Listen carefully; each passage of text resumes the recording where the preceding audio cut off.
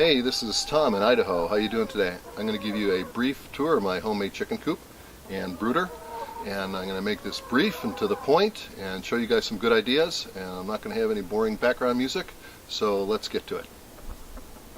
The chicken coop itself is 6 foot by 8 foot. As you can see, it's got, we're almost, I think about 7-8 feet tall here, 6 feet there. I made most of this out of scraps that I collected from construction sites. All this plywood is used, and so you can save a lot of money by doing that. First thing, this is a really good idea right here. This is for ventilation. At night, this goes on, fits in a little groove right there, and keeps the predators out at night. You're really going to want to make sure you have a lot of ventilation because, as you know, chickens have a tendency to smell after a while. So all day long this stays off and gives plenty of ventilation for the inside. The walls are 2x6 and it's also fully insulated because in Idaho it's going to get cold here in January. So let's take you around the other side. Here's the side that I come in on from around the shop. See, it's got a man door right here. It's for me to get in. Obviously it's a full 6 foot door so I can walk right in. Lock was bought at a garage sale for $1, and it has electric right here, so the full thing is wired. And I'm going to show you this over here. I think you guys are really going to like this little idea. I think you really like this idea. You see the hinges on here. This is so you can just open it up. This is the nesting boxes, and we'll do a closer shot here in a second. Here's a little shelf. You can put your egg carton up there, or a cup of coffee, or bottle of beer, whatever you want. And this little thing goes on a hook. So now here's a tighter shot. As you can see, the door is open, and so all you need to do is just reach right in and get out your eggs and put them up on the shelf in your little basket. Very convenient. You don't have to go inside, and that really makes a big difference if you just want to come out and you don't want to go in and get chicken poop on your shoes. So as you can see, you got your man door. That behind you, and of course you got a full-size door to walk out. I leave this open all day long.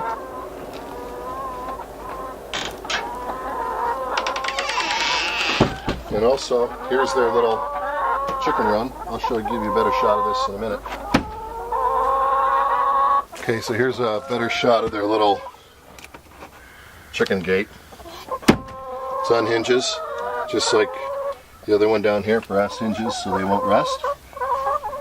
In cold weather, I just open this and keep this closed. Then of course at night, just close it up. Here's their oyster shell. You guys all know they need oyster shell once in a while. That's about a 3-month supply. And I did have a water thing hooked onto this, but I found that to be inadequate, and I'll show you how I solved that problem.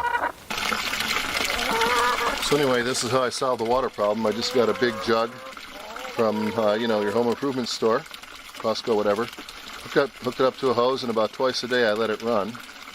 Here's the irony of it, as you put fresh water in the thing, they actually like to drink out of the dirty water that overflows. So I haven't quite figured that out. So you're supposed to have clean, fresh water for your chickens, which I do, but they prefer to basically drink off the ground, which doesn't make any sense to me, but I'm not a chicken.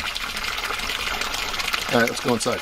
Here we have their inside water. You guys have seen these jugs and their food covered, and I'm going to show you guys in a minute. I used your classic closet coat hanger things for the poles, which made more sense to me than having a string going up to the ceiling, which you're always going to bump your head into. This way you don't. So here's their nesting boxes where they come in and do their thing every day, which is cool. But again, I don't have to come in here to get them. This water, of course, as you know, you got to rinse it out. Take it out and rinse it out every couple days. Otherwise, it's going to get really nasty. Okay, we're inside. I'm 6'2", and I got plenty of room in here, as you can see. So a couple things. Here's a heater I put in. We have electric lights, electric in the ceiling. Here's those little, I put these little pointy things on here because they were roosting on this and pooping in their food and their water.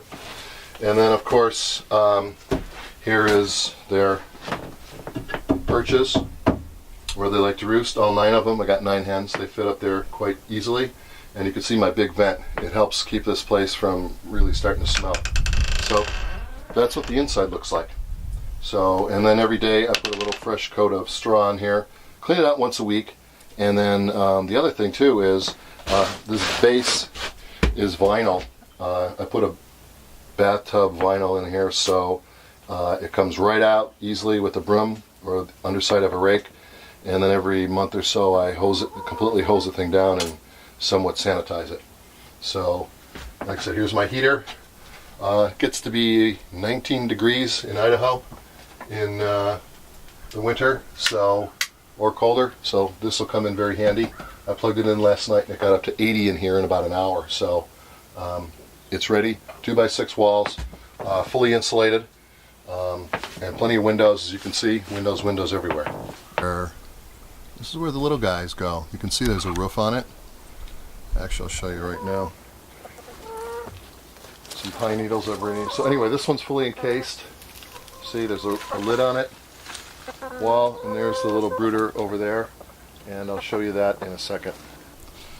Here's their run. It's kind of hard to see the chicken wire through the trees, but they've got close to a 1/4 acre out here to run around in. It's all completely fenced in with just regular chicken wire, and the chicken wire is stapled to the trees and then has like tent stakes in the bottom.